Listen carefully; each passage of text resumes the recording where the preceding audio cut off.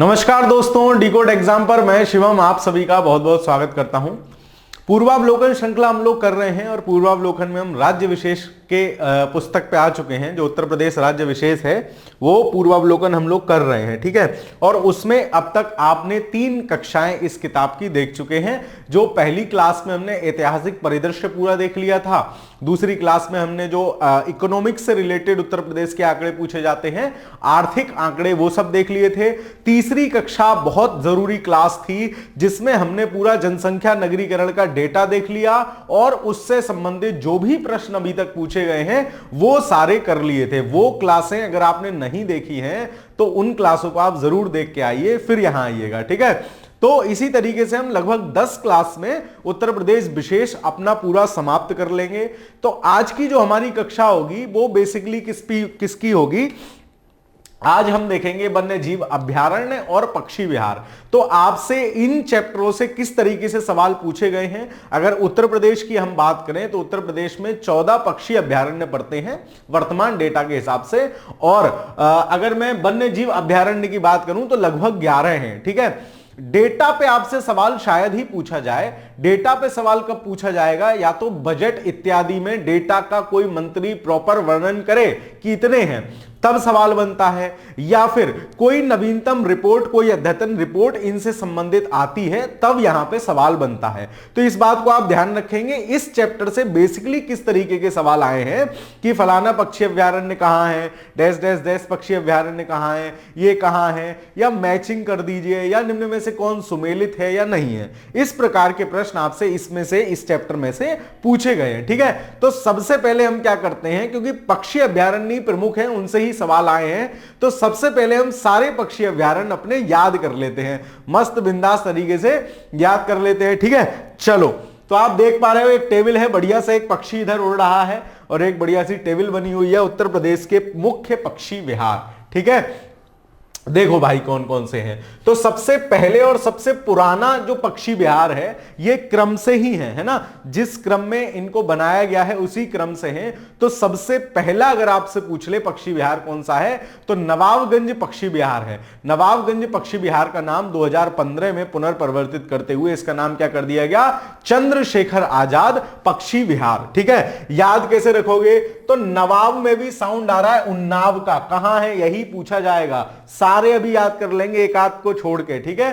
तो नवाब और उन्नाव, और सही चंद्रशेखर आजाद तो आपको पता ही थे कि आजाद हूं, आजाद था और आजाद रहूंगा, मतलब अपने आप को गोली मार के चले गए, ठीक है। तो वो भी अपने आप में किसी नवाब से कम थोड़ी ना थे। तो नवाबगंज, ठीक है, नवाबगंज पक्षी अभयारण्य का हो जाएगा नवाब उन्नाव, नाम भी याद रखोगे चंद्रशेखर आजाद। फिर समसपुर पक्षी विहार, ये तो जनरली याद होता ही है। समसपुर पक्षी विहार कहां पड़ता है आपका? रायबरेली में पड़ता है, ठीक है। लाख बहोसी, ठीक है, लाख बहोसी पक्षी विहार कहां है? कन्नौज। और कन्नौज की क्या चीज फेमस है? सर कन्नौज का इत्र फेमस है। तो भाई इतना इत्र लगा लिया कि लाखों बेहोश हो गए, है ना। तो इतना सारा इत्र लगा लिया कि लाखों बेहोश हो गए। तो लाख बहोसी या बेहोसी कुछ भी कर लो, याद रह जाएगा कहां पर है? कन्नौज में है। फिर सांडी पक्षी विहार, ठीक है, हरदोई। हरदोई को हमेशा कनेक्ट करता हूं, हद हो गई, ठीक है। हरदोई मतलब हद हो गई। अब सांडी जो आपको लग रहा है, ऐसा नहीं लग रहा कुछ गाली जैसा है ना, है ना। तो इस तरीके से याद कर लो, कुछ ऐसा लग रहा है ना अलग सी चीज है, तो हद हो गई यार, इन सब पे भी उतर आए तुम, ठीक है। तो ऐसे करके याद कर लेना, दिमाग में रह जाएगा। फिर बखीरा पक्षी विहार, तो बखीरा पक्षी विहार कहां पड़ता है? संत कबीर नगर में। मैंने आपको संत कबीर नगर से याद कराया था संत कबीर नगर का मुख्यालय। कैसे याद कराया था कि कबीरदास जी जो थे वो सब में खलबली मचाए रहते थे, सबकी जो धार्मिक आडंबर थे उन पे खुल के बात करते थे, तो सब में क्या करते थे? खलबली मचाए रहते थे। तो इसका मुख्यालय कहां था? इसका मुख्यालय था खलीलाबाद। ऐसे ही सब में खलबली मचाए रहते थे और सबकी बखिया उधेड़ते रहते थे। हमारे यहां किसी के राज उजागर करना या किसी की नकारात्मक पक्षों को उजागर करने को कहते हैं, उसकी बखिया उधेड़ देना। तो बखिया या बखीरा याद कर लेना, कौन उधेड़ते थे? कबीरदास जी। मैं ये सिर्फ इसलिए बता रहा हूं, वैसे याद नहीं होंगे, कहीं ना कहीं कंफ्यूज हो जाओगे। जो कहानी बता रहा हूं किताब पे लिख लेना, एग्जाम में याद आ जाएगी, और एक सवाल इन चैप्टरों से जरूर टपकता है, ठीक है। ओखला पक्षी विहार, तो ये तो नोएडा की फुल फॉर्म ही नवीन ओखला औद्योगिक वो करके क्षेत्र करके है, तो ओखला तो आपको याद ही रहेगा गौतम बुद्ध नगर या नोएडा में, ठीक है। समान पक्षी विहार कहां है? मैनपुरी में। तो जो मैनपुरी वाले भैया हैं, है ना, वो समाजवाद को प्रमोट करते हैं, और समाजवाद का बेसिक कॉन्सेप्ट क्या है कि सभी में क्या हो, समान संसाधनों का वितरण हो, अगर आप समाजवाद को परिभाषिक रूप से देखेंगे तो, ठीक है। तो समान यानी समाजवाद जैसी चीज, और समान, सबको समान समान डिस्ट्रीब्यूशन कौन करता है? समाजवाद करता है, और समाजवाद का मैनपुरी से कनेक्शन है ना। मेरा यहां उद्देश्य किसी का भी कोई ज्ञान देना या किसी का कोई प्रमोशन या डिक्लेरेशन नहीं है, ठीक है। आपको सिर्फ याद कराने से मतलब है चीजें याद हो जाएं, ठीक है।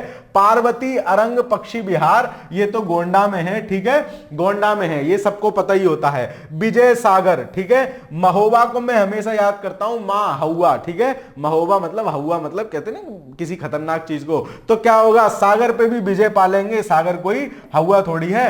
मतलब जब श्री राम भगवान माता जानकी को ढूंढने जा रहे हैं तो मार्केट में बीच में क्या पड़ा है? बीच में क्या पड़ा है? एक लंबा सा समुद्र पड़ा है, तो हनुमान जी कह रहे हैं चिंता मत करो, हवा थोड़ी है, सागर पे भी विजय पालेंगे। मतलब विजय सागर पक्षी अभ्यारण्य कहां है? हवा में है, मतलब महोबा में है, ठीक है। पटना, तो पटना से पट याद करो और एटा का एटा, ठीक है, तो पटना एटा में है। फिर उसके बाद सुर सरोवर पक्षी विहार कहां पे है? तो सुर सरोवर, सीधे इमेज लाओ आगरा की जगह ताजमहल की। जब ताजमहल की इमेज आप अपने दिमाग में लाते हो तो उसके आसपास बीच में एक बड़ा सा सरोवर है, पीछे उसके यमुना नदी बहती है, तो ताजमहल की इमेज अगर आपके दिमाग में सरोवर से आ गई तो आप अपने आप कर लोगे सुर सरोवर कहां है? आगरा में है, ठीक है। चलो फिर आ जाते हैं जयप्रकाश नारायण सुरहा ताल पक्षी विहार। तो जयप्रकाश नारायण जो थे, है ना, उनको लोग सुनने के लिए क्या होते थे? मतलब भीड़ की भीड़ उनको सुनती थी, तो सुरहा मतलब सुनती थी भीड़ की भीड़ जयप्रकाश नारायण को। और जयप्रकाश नारायण क्या थे? बलवान थे, ठीक है। कैसे भी करके याद कर लेना, ये बलिया में है। बेसिकली सुरहा ताल आपसे पूछा जाता है तो सुरहा ताल बलिया याद रखना। फिर डॉक्टर भीमराव अंबेडकर प्रतापी व्यक्ति थे, इसलिए प्रतापगढ़ में है, ठीक है। चलो फिर शेखा झील, ठीक है, शेखा झील पक्षी विहार, ये नया इसको घोषित अघोषित कुछ भी मान लीजिए, ये अलीगढ़ में है। तो इस प्रकार मैंने आपको सारे जो भी इंपॉर्टेंट जैसे भी हो सकता था वैसे याद करा दिया। मेरा उद्देश्य कभी भी किसी की भावना को ठेस पहुंचाना नहीं रहता है, ठीक है। बस याद कर लो आप, ठीक है, परीक्षा में आपका प्रश्न सही रह जाए ये जरूर मैं सोचता हूं। चलिए अब सवालों के माध्यम से सवाल करते चलते हैं। उत्तर प्रदेश का सबसे बड़ा वन्यजीव विहार है, ठीक है। वन्यजीव विहार वैसे टोटल 11 हैं, लेकिन इनसे सवाल प्रायः यही पूछा गया है, सबसे बड़ा वन्यजीव विहार कौन सा है? तो इसमें से सबसे बड़ा वन्यजीव विहार जो है वो आपका है हस्तिनापुर। ये कई जिले में है, ठीक है। उत्तर प्रदेश का जो वेस्टर्न एरिया है उस एरिया के आसपास कई जिले में है, कौन सा? हस्तिनापुर वन्यजीव विहार। तो ये सबसे बड़ा वन्यजीव विहार है उत्तर प्रदेश का, ठीक है। चलो अगला सवाल देखते हैं। उत्तर प्रदेश में एक बब्बर शेर सफारी स्थापित किया जा रहा है, तो बब्बर शेर सफारी कहां स्थापित किया जा रहा है? करंट अफेयर्स का क्वेश्चन था, 2013 के आसपास, 2014 के आसपास की बात है ना। तो वो कहां स्थापित किया जा रहा था? सफारी लॉइंस कहां स्थापित किया जा रहा था? इटावा में, ठीक है। चलो आगे देखते हैं। अब देखो पक्षी विहार मिलाने को आ गए, अब मजा आएगा। जो अभी आपने बताया वो याद हुआ कि नहीं हुआ? कौन सा अभ्यारण्य सही सुमेलित है? ठीक है, समसपुर। तो समसपुर के लिए मैंने बताया सबको याद होता है, रायबरेली में है, बिल्कुल ठीक है। नवाबगंज, नवाब से मैंने क्या याद कराया था? उन्नाव। तो नवाबगंज कहां था? उन्नाव में था। वो क्या पूछ रहा है? सही सुमेलित नहीं है, तो यही सही सुमेलित नहीं है। बखीरा, कबीरदास जी सबकी बखिया उधेर देते थे, बिल्कुल सही है। सांडी, ठीक है। हरदोई, हद हो गई है ना, इन सब पे उतर आए तुम, मैंने तुम्हें याद कराया ना। तो इस तरीके से आपको एग्जाम में क्लिक कर जाएगी बस बात, और आपका आंसर मिल जाएगा ऑप्शन नंबर बी। चलो आगे चलते हैं। निम्नलिखित में से कौन सही सुमेलित है? बखीरा वन्यजीव अभ्यारण्य, बखीरा कहां है? संत कबीर नगर में। संत कबीरदास बखिया उधेड़ते हैं संत कबीर नगर में। ओखला, ओखला कहां पड़ता है? नोएडा या गौतम बुद्ध नगर में दे रखा है ललितपुर, यह भी गलत है। सांडी है ना, तो सांडी आपको याद रखना है, हरदोई हद हो गई, ठीक है। तो सांडी और हरदोई, सांडी कहां है, हरदोई में, ये सही है। महावीर स्वामी वन्य जीव अभ्यारण्य, तो ये वन्य जीव अभ्यारण्य है। और महावीर स्वामी क्या ध्यान में मगन होते थे, तो उत्तर प्रदेश का वो जिला जो सबसे नीचे की तरफ लटका हुआ है, वो वहां सबसे जाके अलग जाके बैठ गए कि मैं यहीं ध्यान में मग्न होकर बैठूंगा। तो महावीर स्वामी वन्य जीव अभ्यारण्य कहां पड़ जाता है आपका, ललितपुर में पड़ जाता है, ठीक है। तो 4 का ललितपुर में पड़ जाता है ना, महावीर स्वामी वाला, ठीक है। तो इस हिसाब से जो आपका इसमें सही उत्तर हो जाएगा वो कौन सा हो जाएगा, ऑप्शन नंबर सी, क्योंकि यही सुमेलित है, बाकी सब सुमेलित नहीं है। चलिए, बखीरा पक्षी विहार जहां स्थित है वह जगह है, तो कहां स्थित है, देखो कहां, बस्ती, फैजाबाद, गोंडा, उन्नाव। अब ये क्या है, ये काफी पुराना सवाल है ना, पुराना सवाल है। तो इसलिए अब जो आपका क्या कहते हैं, संत कबीर नगर जिला था ना, वो बस्ती और सिद्धार्थनगर जनपद में से ही कट के मिला था। बस्ती और सिद्धार्थनगर उसके आसपास के जनपद हैं, उन्हीं की कुछ तहसीलें काट के नया जनपद बना दिया गया था, संत कबीर नगर, ठीक है। यद्यपि पहले ही बन गया है, पुराने कोई मासाब होंगे, क्वेश्चन पुराने उठा के सीधे कॉपी पेस्ट कर दिए होंगे, गड़बड़ हो गई, ठीक है। तो यद्यपि बस्ती लगा सकते हैं, लेकिन बस्ती सही नहीं है ना, क्यों, क्योंकि नया डिस्ट्रिक्ट का जो नाम है, जिस जगह वो है संत कबीर नगर, ठीक है। आगे चलते हैं। दुधवा राष्ट्रीय उद्यान किस जनपद में स्थित है, तो एकमात्र राष्ट्रीय उद्यान उत्तर प्रदेश में पड़ता है दुधवा, ठीक है। और दुधवा नेशनल पार्क आपका कहां पड़ेगा, ललितपुर, पीलीभीत, लखीमपुर खीरी या सोनभद्र। तो दुधवा नेशनल पार्क जो आपका पड़ता है वो लखीमपुर खीरी में पड़ता है। लखीमपुर खीरी के विषय में भी हमने एक फैक्ट पढ़ा था कि उत्तर प्रदेश का सबसे बड़ा जिला है लखीमपुर खीरी। चलिए, उत्तर प्रदेश में नवाबगंज पी बिहार नहीं है, पक्षी बिहार है, ठीक है। नवाबगंज पक्षी बिहार स्थित है कहां, तो नवाब हो, ठीक है, यानी उन्नाव, उन्नाव नवाब सेम सेम साउंड देता है। तो इस वजह से इस प्रश्न का आंसर क्या हो जाएगा आपका, ऑप्शन नंबर डी। चलिए अगला सवाल देखते हैं। सुरहा ताल पक्षी अभ्यारण्य या पक्षी विहार स्थित है, तो सुरहा ताल कहूं या जयप्रकाश नारायण पक्षी विहार कहूं, ये आपका कहां है, तो सुरहा ताल या जयप्रकाश नारायण पक्षी विहार आपका है बलिया में, ठीक है, बलिया में। तो सुरहा ताल को और कैसे भी करके आप याद कर सकते हो, तो इसको याद कर लीजिए। आप में से कोई अच्छी सी कोई ट्रिक बता सकता हो तो वो कमेंट के माध्यम से बता देना कि सुरहा ताल बलिया में है और इसका दूसरा नाम क्या है, जयप्रकाश नारायण पक्षी विहार, ठीक है। तो इस हिसाब से इस प्रश्न का आंसर हो जाएगा आपका ऑप्शन नंबर बी। आगे देखते हैं। अब आ गए आपके खनिज संसाधन। कौन कौन से खनिज संसाधन हैं उत्तर प्रदेश में पाए जा रहे हैं, कहां कहां पाए जा रहे हैं, ये 2-4 वही घिसे पिटे से सवाल हैं, आप लोगों को पता ही होंगे। फिर भी अगर हम कर रहे हैं तो मेरा उद्देश्य ये रहता है कि मैं कोई भी चीज संपूर्णता में कराता चलूं। आपको एक बार पढ़ लो तो मजा आएगी, हाँ पढ़ा कुछ लगना चाहिए, ऐसा है ना, ऐसा नहीं उड़ाव उड़ाव नहीं करना चाहिए। चलो आगे चलते हैं। निम्नलिखित में से कौन सा खनिज उत्तर प्रदेश में नहीं पाया जाता है, तो चूना पत्थर उत्तर प्रदेश में ठीक ठाक मात्रा में पाया जाएगा, अभ्रक, बॉक्साइट या जिप्सम। तो इनमें से कौन सा उत्तर प्रदेश में नहीं पाया जाता है, यह आपसे पूछा जा रहा है। तो अभ्रक जो है ना वो आपका उत्तर प्रदेश में नहीं मिलता है ना, अभ्रक उत्तर प्रदेश में कहीं नहीं मिलता है। बाकी चूना पत्थर भी मिल जाएगा, जिप्सम भी मिल जाएगा, बॉक्साइट तो खूब ठीक ठीक मिल जाता है। तो इस हिसाब से इस प्रश्न का आंसर होगा ऑप्शन नंबर बी।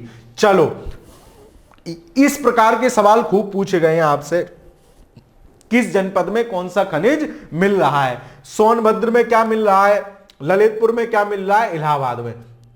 तो इलाहाबाद या प्रयागराज के आसपास वाले जिले में क्या मिलती है, सिलिका मिक्स बालू मिल जाती है। सी का पहला देखो किसमें है, 2 ऑप्शन में है सी का पहला। फिर ललितपुर में आपका क्या मिलेगा, ललितपुर में आपका मिलेगा तांबा, क्योंकि ललितपुर क्या है, धात्विक खनिज की दृष्टि से रिच एरिया है, तांबा मिलेगा, यूरेनियम के निक्षेप भंडार हैं। तो बी का क्या होना चाहिए, तीसरा। और ए सोनभद्र में क्या मिलेगा, चूना पत्थर। ये ही इसी प्रकार के क्वेश्चन इतने रिपीट करके पूछे गए हैं कि आप भी सोचोगे वाह, है ना। इन्हीं सब चीजों से ये याद करते चलना, अभी प्रश्नों के माध्यम से याद हो जाएगा। इतनी बार रिपीट, यही चीजें घूम फिर के रिपीट होकर पूछे जा रही हैं। आप भी कहोगे क्या वाह मोदी जी वाह, बार बार सवाल रिपीट होकर पूछे जा रहे हैं। चलो सूची 1 और सूची 2 को सुमेलित कीजिए तथा सूचियों से उत्तर कूट लीजिए। कूट देंगे भाई साहब। सोनभद्र सर अभी तो पढ़ के आ रहा हूं, चूना का पत्थर, इलाहाबाद सर कितनी बार बताओगे, शीशे वाली बालू या सिलिका वाली बालू पिछले ही सवाल में था, ललितपुर, तांबा, लो तीनों पिछले सवाल से थे। और मिर्जापुर आपका क्या है, नॉन प्लास्टिक फायर क्ले। मिलाते चलो, ए का तीसरा, ए का चौथा देखो किस में है, ए का चौथा 2 में है, बी का तीसरा देखो, बी का तीसरा भी दोनों में है, फिर सी ललितपुर का होगा दूसरा तांबा, और डी का क्या हो जाएगा आपका पहला, मिर्जापुर में नॉन प्लास्टिक। तो इस प्रकार आपका विकल्प संख्या बी इस प्रश्न का सही उत्तर हो जाएगा। यही 5-10 जिले हैं, मुश्किल से 7 या 10 भी नहीं बैठेंगे, 8 या 9 जिले हैं, है ना, 8 या 9 जिले हैं जो घूम फिर के बार बार आपके चारों तरफ प्रश्न संख्या के रूप में घूमते रहेंगे, है ना, और मैचिंग वाले ज्यादा आए हैं सवाल। चलो फिर वही सवाल आ गया, देखो सोनभद्र पीछे पड़ के आए हो चूना पत्थर के लिए, लगाओ ए का 4, 2 में है ए का 4। आगे चलते हैं, इलाहाबाद अभी पीछे पड़ के आए हो, इलाहाबाद या प्रयागराज, सिल्का युक्त बालू या सीसा वाली बालू, ठीक है, तो बी का क्या हो जाएगा दूसरा, देखो बी का दूसरा इसमें है, आंसर मिल गया, 2 पता है, आंसर मिल गया। फिर भी मुझे तो और भी पता है सर, ललितपुर आप बता रहे हो कि धात्विक खनिज वहां पे सबसे ज्यादा मिलते हैं, तो तांबा तो ललितपुर में ही मिलेगा, तो सी का पहला हो गया देखो, और मिर्जापुर नॉन प्लास्टिक फायर के वो मिलते हैं, तो इस हिसाब से इसका आंसर क्या हो जाएगा, विकल्प संख्या डी। सेम पिछला वाला सवाल कॉपी है ना, सेम सवाल कॉपी है, क्योंकि 10-15 डिस्ट्रिक्ट ही ऐसे हैं जिनमें कुछ ना कुछ खनिज पाए जा रहे हैं, और जो ज्यादा इंपॉर्टेंट हैं, ठीक है, उनसे ही आपसे प्रश्न पूछने की गुंजाइश ज्यादा होती है। आगे देखते हैं, उत्तर प्रदेश में पाए जाने वाले प्रमुख खनिज कौन कौन से हैं। तो उत्तर प्रदेश में पाए जाने वाले जो प्रमुख खनिज हैं वो हैं आपके लाइमस्टोन और डोलोमाइट, ठीक है, लाइमस्टोन और डोलोमाइट। लाइमस्टोन मतलब चूना पत्थर, और डोलोमाइट जो होता है आपका वो मैग्नीशियम का कार्बोनेट अयस्क होता है, ठीक है, मैग्नीशियम का कार्बोनेट अयस्क होता है डोलोमाइट जो आपका होता है। तो इसको याद रख लेना, एज ए फैक्ट याद रख लेना, ठीक है, लाइमस्टोन और डोलोमाइट मतलब चूना पत्थर और डोलोमाइट। अब आप देखो ग्रेफाइट के हमारे यहां ज्यादा पाया ही नहीं जा रहा कहीं भी, ठीक है, रॉक फास्फेट हमारे यहां कहीं नहीं मिल रहा है, तो इस हिसाब से ये तो विकल्प वैसे ही गलत हो गए। और लाइमस्टोन तो अभी देख के आए थे, चूना पत्थर सोनभद्र में ठीक ठाक मात्रा में मिल रहा है। चलो, उत्तर प्रदेश में कोयले के भंडार पाए जाते हैं, तो सिंगरौली जो क्षेत्र है, सिंगरौली क्षेत्र आपका सोनभद्र डिस्ट्रिक्ट और मध्य प्रदेश में मिक्सअप एरिया में पड़ता है, मतलब सिंगरौली क्षेत्र का एरिया आपके सोनभद्र जिले में, और सोनभद्र से ही सीमा लगती है आपकी मध्य प्रदेश की। सोनभद्र तो उत्तर प्रदेश का एकमात्र ऐसा जिला है जो क्या करता है, 4 राज्यों से सीमा साझा करता है, मध्य प्रदेश, छत्तीसगढ़, झारखंड, बिहार, चारों से सीमा इसकी चिपकती है, किससे, सोनभद्र की, ठीक है।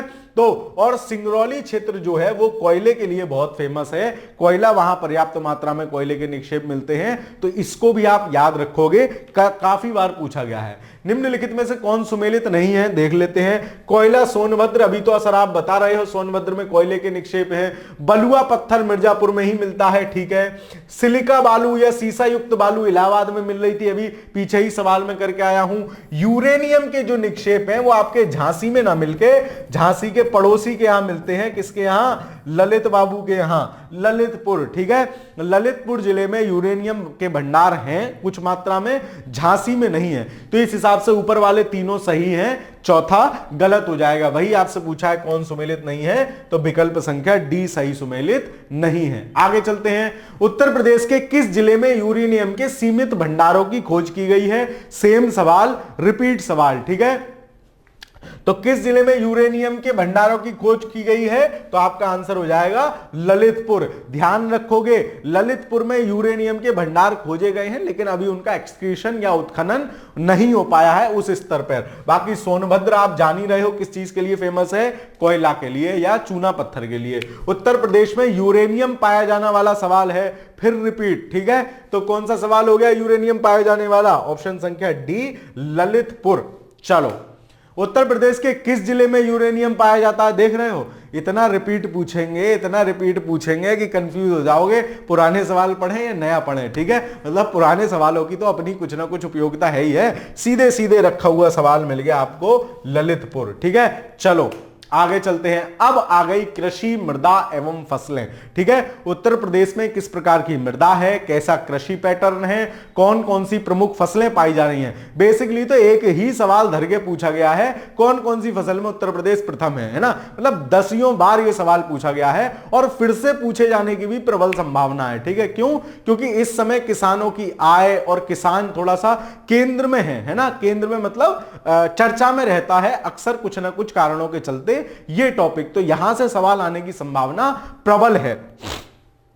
देखते हैं, पश्चिमी उत्तर प्रदेश के संदर्भ में निम्नलिखित कथनों में से कौन सा सही है। देख लेते हैं भाई साहब कौन सा सही है, क्या क्या कथन है। तो दो कथन आपको दिए गए हैं। पहला कथन आपसे कह रहा है उत्तर प्रदेश का पश्चिमी क्षेत्र अन्य क्षेत्रों की तुलना में अधिक विकसित है ना। हम पीछे भी पढ़ के आए थे जब भौगोलिक चीजें पढ़ रहे थे उत्तर प्रदेश की, तब भी हमने ये बात पढ़ी थी कि पश्चिमी क्षेत्रों में कृषि का मशीनीकरण ज्यादा हुआ है, हरित क्रांति का उस क्षेत्र में प्रभाव है, जिस कारण कृषि ने वहां पर्याप्त प्रगति की है, इस वजह से वो क्षेत्र अधिक विकसित है। बात सही है। यह क्षेत्र हरित क्रांति का साक्षी रहा है, यह भी बात सही है, क्योंकि हरित क्रांति का प्रभाव हमें पंजाब, हरियाणा और पश्चिमी उत्तर प्रदेश पे ही देखने को मिलता है। ठीक है, चलो कमेंट के माध्यम से बताओगे हरित क्रांति कब शुरू की गई और भारत में और विश्व में हरित क्रांति का जनक कौन था। पूरी बात बताओगे। विश्व में हरित क्रांति का जनक ये, भारत में जनक ये, और हरित क्रांति भारत में इस वर्ष से शुरू की गई थी।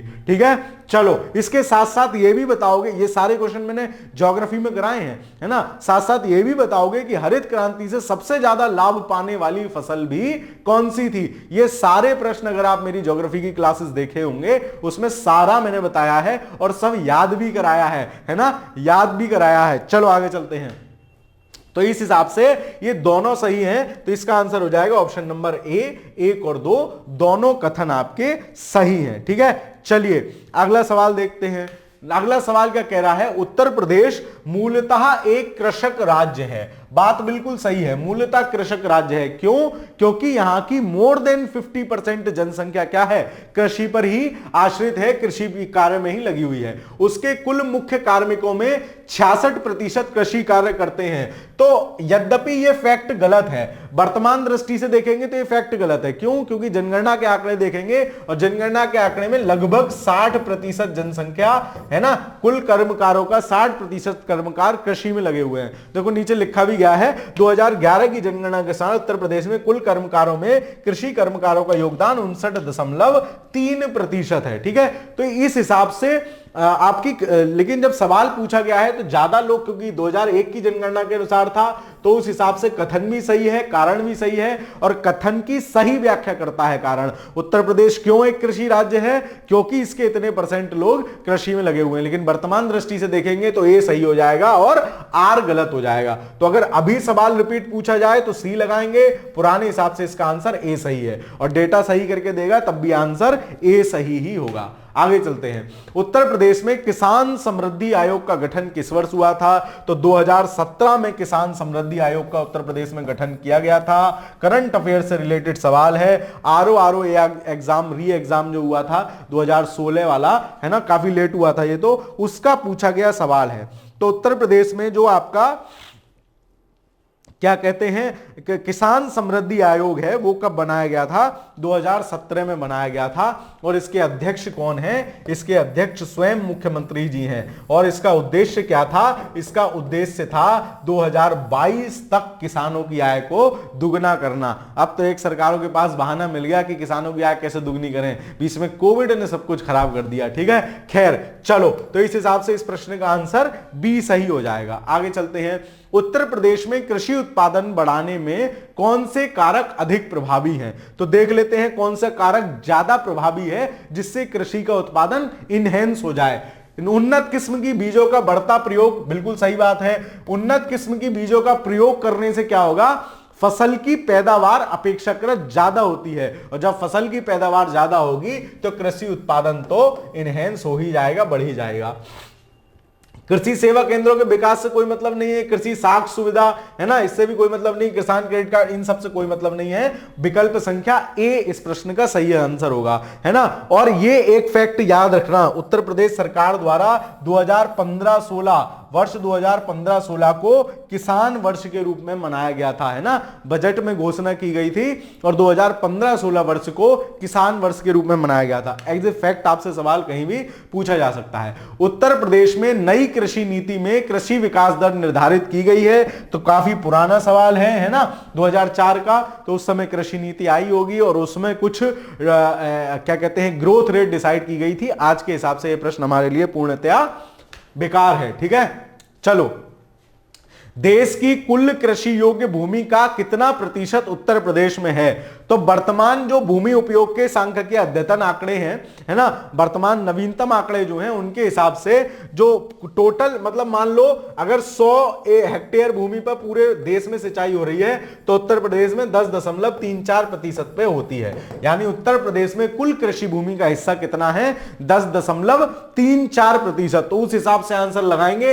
लेकिन जब सवाल पूछा गया था 2008 में तो 15% एरिया उत्तर प्रदेश के पास था। अब हमारा कृषि योग्य क्षेत्रफल, पूरे भारत का जितना कृषि योग्य क्षेत्रफल है उसका लगभग 10.5% है। इस बात को आप याद रखेंगे। क्यों? क्योंकि 2 बार यह सवाल पूछा गया है और अगर सर सेम सवाल रिपीट दे दे तो सेम आंसर मार देना, क्या हो गया, ठीक है। चलो, वो मूल्यांकन से बाहर हो जाएगा। तो इसमें भी इस हिसाब का भी आंसर 15 है, लेकिन वर्तमान दृष्टि से देखोगे तो 10.34% है। सेम सवाल पूछा गया है, भारत की कृषि योग्य भूमि का लगभग कितने प्रतिशत उत्तर प्रदेश में है? तो लगभग 10.34।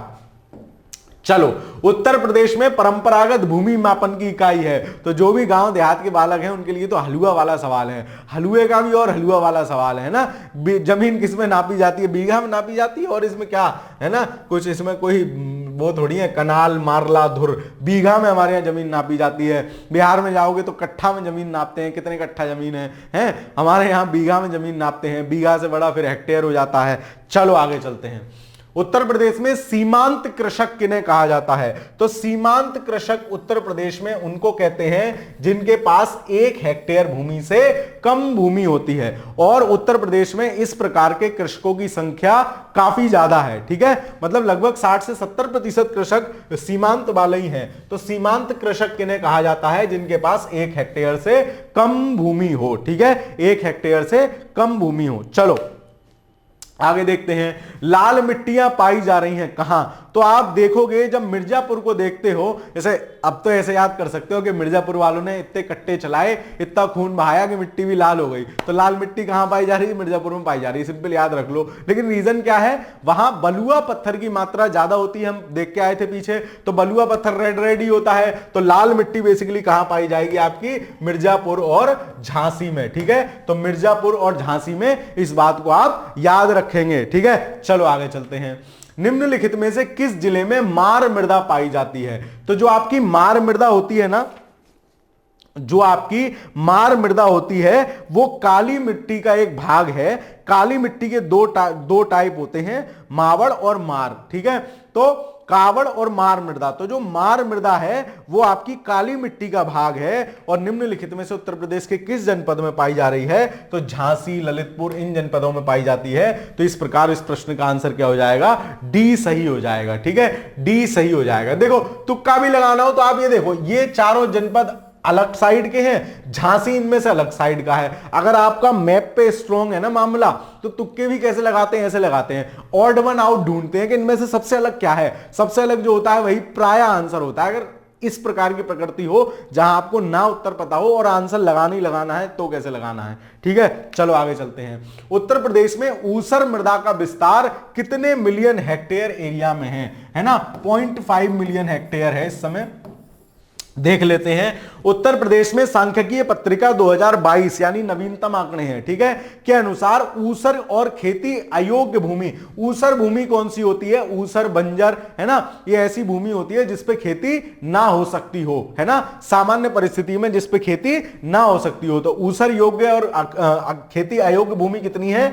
4.3 लाख हेक्टेयर, या मैं इसको कह लूं 0.438 मिलियन, ठीक है, क्योंकि 1 मिलियन तो 10 लाख हो जाएगी ना, तो ये कितनी है? आधे मिलियन है, ठीक है। चलो आगे चलते हैं। अब इसमें क्योंकि पुराना सवाल है तो इसमें इस प्रकार का कोई विकल्प मिलेगा नहीं। फिर भी अगर सेम डेटा पेस्ट हो जाए तो नवीन मतलब क्या कहते हैं, समीपतम विकल्प ये है 0.4 मिलियन हेक्टेयर, ठीक है। चलो आगे चलते हैं। उत्तर प्रदेश की फसल गहनता लगभग कितनी है? तो यह भी नवीनतम डेटा इसमें भी अपडेट हुआ है, सवाल रिपीट होने की संभावना ज्यादा है। क्यों? क्योंकि 13 में पूछा गया है, उत्तर प्रदेश सांख्यिकी पत्रिका आती है, इसमें सारा डेटा होता है, 2023 में इसका प्रकाशन हुआ है। उसके अनुसार उत्तर प्रदेश की फसल गहनता कितनी है? 162.4% है। ठीक है, तो फसल गहनता, इस डेटा को याद रखोगे, सवाल रिपीट हो सकता है। कितनी है? तो 160 के आसपास है, 162.4। एग्जैक्ट याद करने की जरूरत नहीं है, आसपास याद कर लो, 160 के आसपास है, वहीं से सवाल फिट हो जाता है। आगे चलते हैं। उत्तर प्रदेश में खरीफ की बुआई कब होती है? ये तो मैंने आपको ऐसे याद कराए थे ज्योग्राफी में, रबी की फसल कौन कौन, रबी की बुआई कब कब, खरीफ की बुआई कब कब। खरीफ की जो बुआई होती है वो आपकी जून जुलाई के समय होती है, जून जुलाई के समय होती है। खरीफ की बुआई कब होती है? जब मौसम बड़ा खराब सा होता है। खराब सा मतलब या तो गर्मी पड़ रही होगी या बारिश पड़ रही होगी। तो खरीफ की बुआई कब? जब मौसम बड़ा खराब सा, और खराब सा कैसा मौसम होगा? या तो चिलचिलाती हुई धूप होगी या फिर बारिश होगी, और वो मौसम कौन सा होता है? जून जुलाई वाला होता है। ऐसे करके भी याद रख सकते हो आप। चलो, निम्नलिखित में से किस दलहन फसल का क्षेत्रफल उत्तर प्रदेश में सर्वाधिक है? तो सर्वाधिक, अब देखो कैसे याद रख सकते हो, ध्यान कैसे रख सकते हो। चना सबसे ज्यादा यूज होता है, ठेले पे चने बिक रहे हैं, कुलचे के साथ चने बिक रहे हैं, भटूरे वाले भैया चने दे रहे हैं, पूड़ी सब्जी खा रहे हो उसमें भी चने हैं, है ना। और एक आध चीज रह गई हो, यहाँ लखनऊ साइड छोले में भी, समोसे में भी छोला डाल के देते हैं। तो भाई साहब, जब इतना छोला खा रहे हो, इतने चने खा रहे हो, तो इन सब में सबसे ज्यादा उत्पादन किसका होगा? चने का ही होगा। भाई जो चीज ज्यादा होगी वही तो खा लोगे, है ना। घर में गेहूं है और बाजरा है ना। बाजरा कमती है, गेहूं ज्यादा है, तो रोटी गेहूं की बनेगी। बाजरा ज्यादा है, गेहूं कमती है, तो रोटी बाजरे की बनेगी। तो जो चीज ज्यादा है उसी को तो सब में डाल लोगे। तो सबसे ज्यादा क्या है हमारे पास? चना है। चलो आगे चलते हैं। भारत में उत्तर प्रदेश में जिस पैदावार का सबसे बड़ा उत्पादक है, अब देखो भारत किस चीज, जो उत्तर प्रदेश है वो किस चीज का सबसे बड़ा उत्पादक है? गेहूं नंबर 1 उगाते हैं जी, गन्ना नंबर 1 उगाते हैं। ठीक है, गेहूं, गन्ना, आलू, ये सब नंबर फर्स्ट पे हैं, हम पहले नंबर पे हैं जी, हम उगा रहे हैं। ठीक है, उसके बाद की बात होगी। अब देखो इसमें कुछ है? इसमें तो कुछ है ही नहीं सर। तिलहन है, दलहन है, मसाले हैं, खाद्यान्न, टोटल खाद्यान्न अगर जोड़ लोगे उसमें भी उत्तर प्रदेश का उत्पादन का क्या है? नंबर 1 है। नीचे लिखा हुआ है आर्थिक समीक्षा 2022-23 के अनुसार उत्तर प्रदेश समग्र भारत का 17.77% उत्पादन करता है। मतलब 100 थैलियां खाद्यान्न उत्पन्न हो रहा है, तो लगभग 18 थैली खाद्यान्न कौन उत्पन्न कर रहा है? आपका उत्तर प्रदेश। ठीक है, चलिए आगे चलते हैं, अगला सवाल देखते हैं। भारत में उत्तर प्रदेश का द्वितीय स्थान है ना। सेकंड नंबर पे क्या उगाते हैं? गन्ना तुम तो अपने ही हो, तुम पहले नंबर पे हो, आलू तुम भी अपने हो, गेहूं तुम भी अपने हो, धान जो है ना पहले नंबर पे कौन उगाती हैं? ममता दीदी उगाती हैं, या वेस्ट बंगाल में होते हैं। तो पहले नंबर पे धान उत्पादन में कौन है? वेस्ट बंगाल। गन्ना, आलू, गेहूं, रट लेना, घोट के पी जाना, इन तीनों में उत्तर प्रदेश क्या है? नंबर 1 है। इतनी बार ये सवाल पूछा गया है, इतनी बार रिपीट हुआ है, इतनी बार रिपीट हुआ है। अभी आगे देखते हैं। चलो, उत्तर प्रदेश निम्नलिखित में से किन फसलों में देश में सबसे बड़ा उत्पादक है? जी आलू सर आपने बताया, सर गन्ना आपने बताया, और चावल तो पश्चिम बंगाल करता है, और तंबाकू गुजरात करता है नवीनतम आंकड़ों में। ठीक है, तो इस हिसाब से ये गलत, यानी 1 और 3 देखो कहीं है क्या? ऑप्शन नंबर डी में है ना। और ये काफी समय से इनके सबसे बड़े उत्पादक हम हैं। ठीक है, आगे चलते हैं। उत्तर प्रदेश के लिए निम्नलिखित कथनों में से कौन सा कथन सही है? तो देख लेते हैं भाई साहब, निम्नलिखित में से कौन सा कथन सही है उत्तर प्रदेश के लिए। चलो सवाल के माध्यम से देखते हैं। पहला है, भारत में गन्ने उत्पाद का सबसे बड़ा हब है। तो गन्ना उत्पाद सबसे ज्यादा, गन्ने का उत्पादन हमारे यहीं किया जाता है। बिल्कुल सही बात है, भारत में गन्ने उत्पाद का हब है। उत्तर प्रदेश के लिए पूछ रहा है, अब भारत का नहीं कह रहा, भारत हब है। उत्तर प्रदेश गन्ने उत्पाद का हब है, बिल्कुल ठीक है। भारत में उच्चतम दूध उत्पादक प्रदेश है। भारत में चावल का सबसे बड़ा उत्पादक है। तो चावल वाले चचा तो गलत होंगे, 3 उड़ाओ 3 गए। ठीक है, अब 1 और 2 बचे और सिर्फ 1 बचा। तो इस हिसाब से इस प्रश्न का आंसर क्या होना चाहिए? क्योंकि दुग्ध उत्पादन भी क्या है? दुग्ध उत्पादन में भी उत्तर प्रदेश आगे ही है। ठीक है, दुग्ध उत्पादन में भी उत्तर प्रदेश आगे ही है, तो 1 और 2 सही है। लेकिन वर्तमान डेटा के हिसाब से अभी क्या कहते हैं, बजट से पहले आर्थिक समीक्षा आएगी, उसमें एक बार चेक कर लेना अपडेटेड डेटा, ठीक है, क्योंकि आपके एग्जाम से पहले आ जाएगी। कहीं कहीं राजस्थान को भी दुग्ध उत्पादन में नंबर 1 दिया है, तो इसलिए कह रहा हूं चेक कर लेना। फिर भी जिस समय सवाल पूछा गया है उस समय 1 और 2 दोनों सही है, डी विकल्प सही है था। आगे चलते हैं।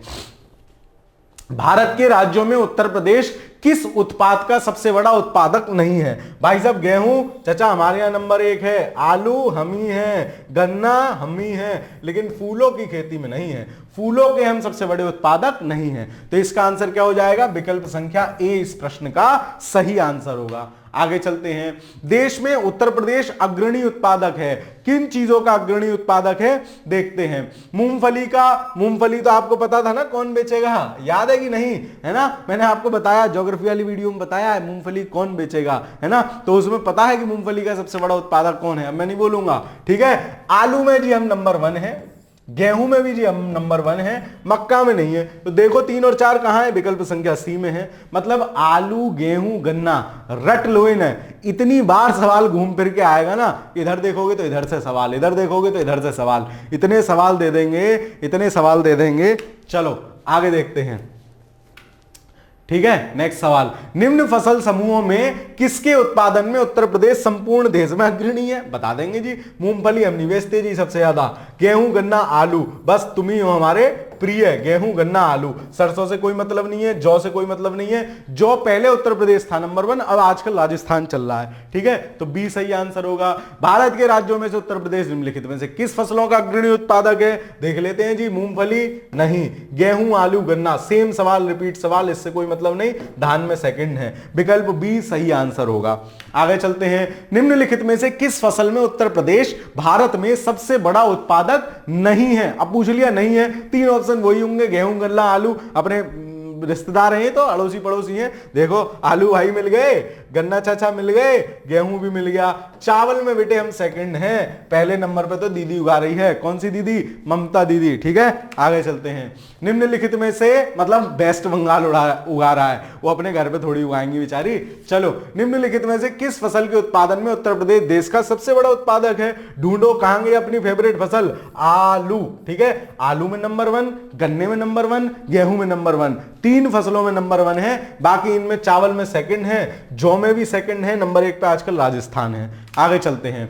उत्तर प्रदेश निम्नलिखित में से किन फसलों में देश का सबसे बड़ा उत्पादक है? सेम सवाल देख लो जी। गन्ना में है, ये तो जाना पहचाना है। आलू में भी है जी, धान में नहीं है, धान में तो सेकंड है। तो 1 और 3 देखो कहां कहां है, 1 और 3 विकल्प संख्या डी में है ना, डी में है गन्ना और आलू, और तीसरा अगर गेहूं होता तो उसको भी लगा देते। आगे चलते हैं। उत्तर प्रदेश के बारे में निम्नलिखित कथनों पर विचार कीजिए।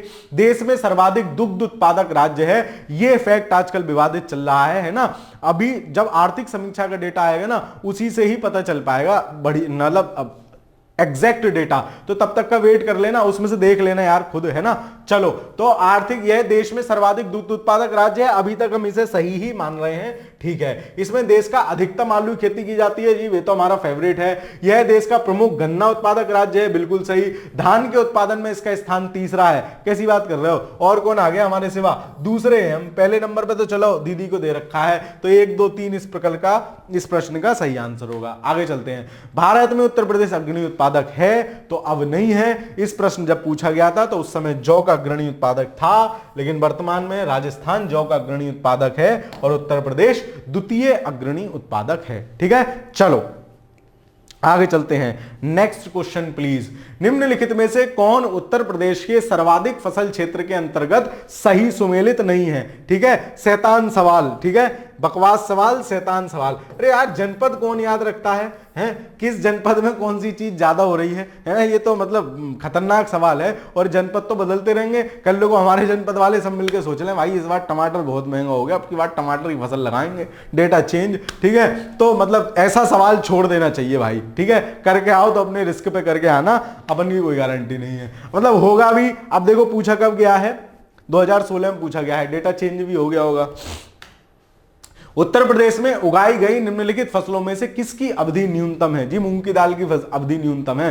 तुरंत कुकर में डालो, आधा चम्मच सोडा डालो, 4 सीटी लगाओ, मूंग की दाल तैयार। ये इसकी अवधि नहीं पूछ रहा है, वो फसल उगने की अवधि पूछ रहा है। ठीक है, तो फसल उगने की अवधि न्यूनतम है, किसकी है फसल उगने की अवधि न्यूनतम है? मूंग। ठीक है, याद रखना मूंग बहुत कम समय में जल्दी उग जाती है। ठीक है, आगे चलते हैं, फैक्ट के तौर पे याद रख लेना। 2009 से 12 के दौरान भारत के कुल खाद्यान्न उत्पादन में उत्तर प्रदेश का अंश लगभग कितना रहा है? अभी कितना है? लगभग 18% है। ठीक है, लगभग 18% है। तो आधा नहीं, 1/3 नहीं, 1/4 नहीं, 1/5 मान लो मिनिमम। वैसे 1/6 ज्यादा सन्निकट है ना, लेकिन 1/5 भी मान सकते हैं, 20% मोटा मोटा। ठीक है, तो ये याद रखना, ये प्रतिशतता याद रखना, ये आपसे अलग में भी फैक्ट के तौर पर पूछी जा सकती है कि कितना है। ठीक है, कितनी है? तो 17.77% टोटल का है हमारे यहां खाद्यान्न उत्पादन।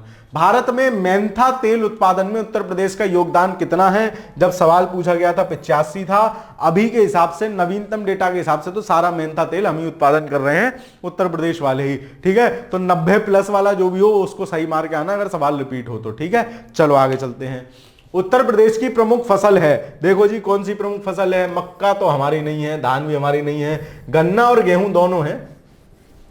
अब ये विवादित सवाल है, दोनों सही हो सकते हैं, है ना, सी भी सही हो सकता है, डी भी। अब अगर खाद्यान्न फसल पूछे तो गेहूं होगा, वाणिज्यिक फसल पूछे तो गन्ना होगा, कोई भी लगा है ना, दोनों विकल्प सही आंसर होंगे। आगे चलते हैं, भारत में गेहूं उत्पादन में उत्तर प्रदेश का योगदान लगभग कितना है? तो गेहूं उत्पादन में जो हमारा योगदान है वो कुल गेहूं उत्पादन का कितना हम कर रहे हैं? 31.77%। मतलब मोटा मोटा याद रखोगे फैक्ट के तौर पे कि पूरे भारत का 1/3 गेहूं हम ही उत्पादित कर रहे हैं। तो कितना हो जाएगा? 32% मान लो यहां, है ना, 31.77 है, तो 32 सही आंसर होगा। आगे चलते हैं, भारत में चावल कृषित क्षेत्र में, चावल कृषित हो गए, है ना, चावल कृषित क्षेत्र में उत्तर प्रदेश की कोटी है ना। देखो सवाल देख रहे हो, कोटी है ना, कल को पूछेगा कमीज है, मतलब सीधे सीधे नहीं लिख सकते कि उत्तर प्रदेश का कौन सा स्थान है भाई। सेकंड नंबर है, कितनी बार बता दिया, पहले नंबर पे दीदी को दे दिया, दीदी कह रही थी हम उगाएंगे सबसे ज्यादा, हमने कह दिया आप उगा लो,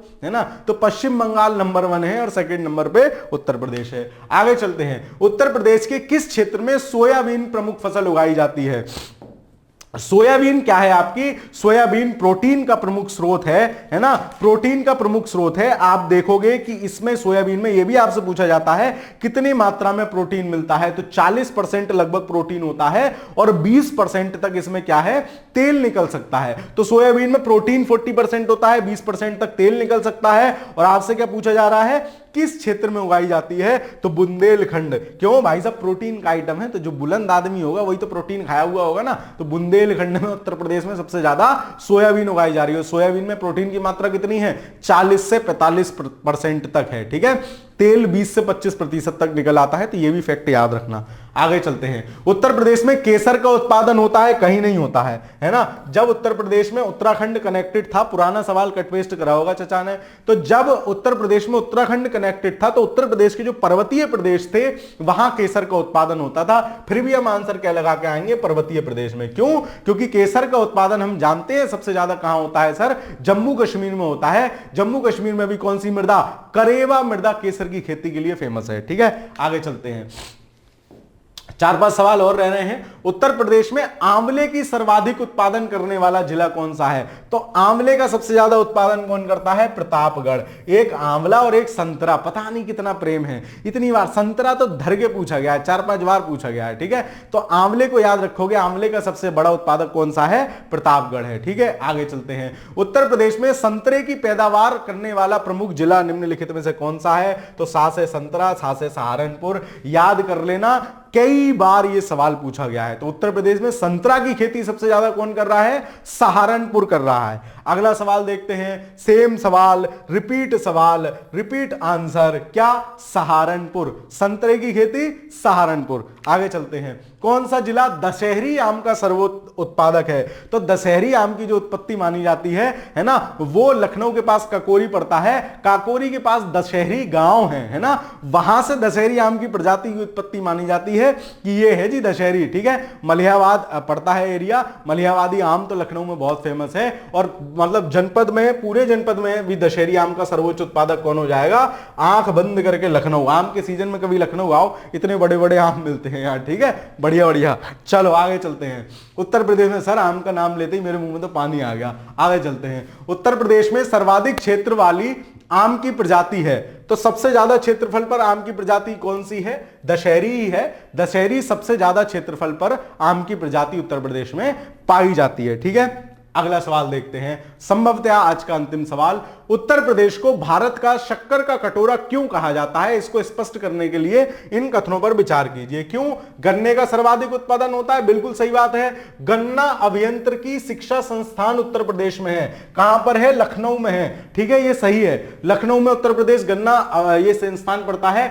चीनी मिलों की संख्या सर्वाधिक नहीं है। चीनी मिलों की सर्वाधिक संख्या कहां पड़ती है? आपकी महाराष्ट्र में पड़ती है, तो यह फैक्ट गलत हो जाएगा। उत्तर प्रदेश गन्ना उत्पादकों की संख्या में सर्वाधिक है। जब सबसे ज्यादा गन्ना उत्पादन हमारे यहां हो रहा है, तो उत्पादक भी तो हमारे पास ही होंगे। तो 1, 2, 4 सही है। देखो कहीं है, ऑप्शन नंबर सी इस प्रश्न का सही आंसर होगा। तो शक्कर का कटोरा क्यों कह रहे हैं? क्योंकि शक्कर हमारे पास ज्यादा कटोरों में भरी हुई है? नहीं। क्यों? क्योंकि गन्ने के सबसे बड़े उत्पादक हैं, है ना। दूसरा, गन्ना अभियंत्रिकी शिक्षा संस्थान भी यही है। तो इस दृष्टि से फैक्ट के सवाल थे। उत्तर प्रदेश की प्रमुख वाणिज्यिक उपज है, तो वाणिज्यिक उपज, अब देखो यहां पूछ लिया, पीछे वो सवाल था उसमें पूछा था प्रमुख उपज कौन सी है, तो गन्ना और उसमें गेहूं में कंफ्यूज थे, लेकिन यहां वाणिज्यिक पूछ लिया तो आंख बंद करनी है, गन्ना को आंसर लगाना है। जूट कहां की वाणिज्यिक प्रमुख फसल है? कमेंट के माध्यम से यह भी बताओगे। चलो, उत्तर प्रदेश की प्रमुख नगदी फसल है। वाणिज्यिक पूछे, नगदी पूछे, मतलब जिससे पैसा मिलता है, नोट मिलते हैं। ठीक है, गन्ना प्रमुख नगदी फसल है या वाणिज्यिक फसल है। ठीक है, इसी के साथ आपकी आज की ये कक्षा समाप्त होती है। क्लास कैसी लगी कमेंट के माध्यम से जरूर बताया कीजिए। वीडियो को लाइक जरूर कर दिया कीजिए, अपने दोस्तों के साथ भी साझा किया करो। बढ़िया माल खुद ही नहीं रखना है, अच्छी अच्छी चीजें खुद नहीं पढ़नी है, सबको साझा करनी है। ठीक है, बाकी कमेंट्स के माध्यम से जरूर बताया करो। आपकी जो प्रतिक्रिया हैं वो हमें मोटिवेट करती हैं। ठीक है, चलो तो मिलते हैं फिर, और चैनल पर नए हो तो सब्सक्राइब जरूर करते जाना। मिलते हैं फिर एक नई बढ़िया सी क्लास में, तब तक के लिए पढ़ते रहिए, खुश रहिए। बहुत बहुत धन्यवाद।